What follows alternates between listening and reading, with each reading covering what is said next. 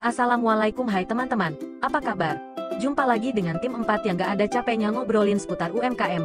Hari ini, kami mau mengulas kembali tentang pengembangan UMKM di Indonesia loh. Kenapa sih kita harus bahas tentang UMKM? UMKM sebenarnya memiliki peran yang sangat penting bagi perekonomian Indonesia.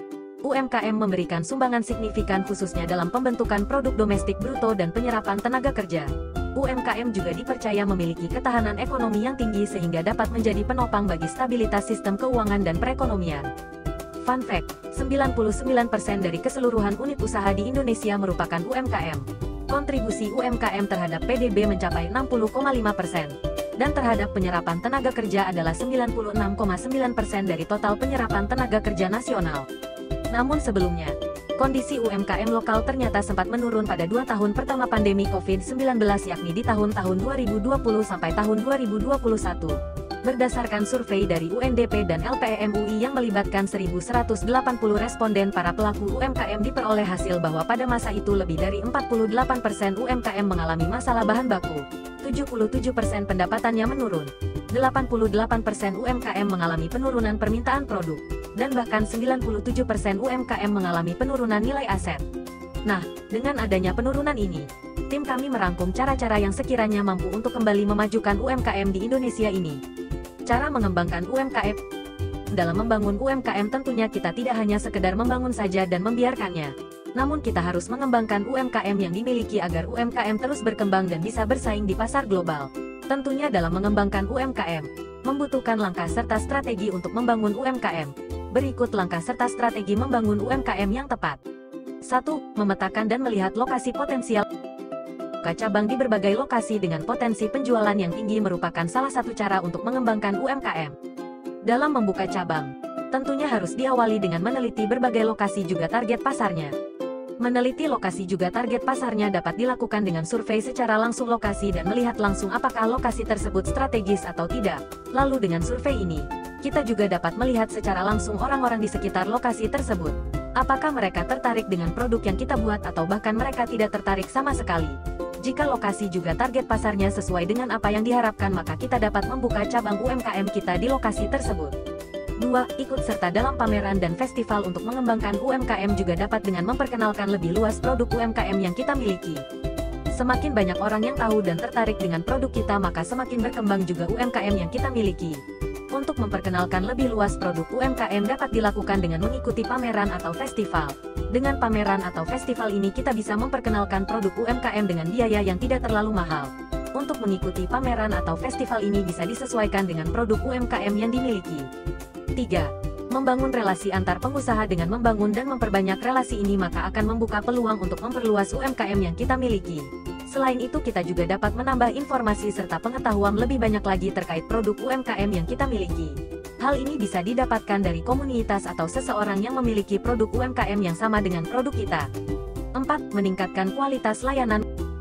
Kualitas dari layanan yang kita miliki juga merupakan bagian penting dalam mengembangkan bisnis UMKM. Jika layanan yang kita sediakan mendapatkan komentar positif dari para pelanggan maka akan berpengaruh ke bisnis UMKM yang kita miliki. Begitupun sebaliknya jika mendapat komentar negatif dari para pelanggan maka UMKM yang kita miliki bisa saja semakin merosot dan tidak dapat berkembang.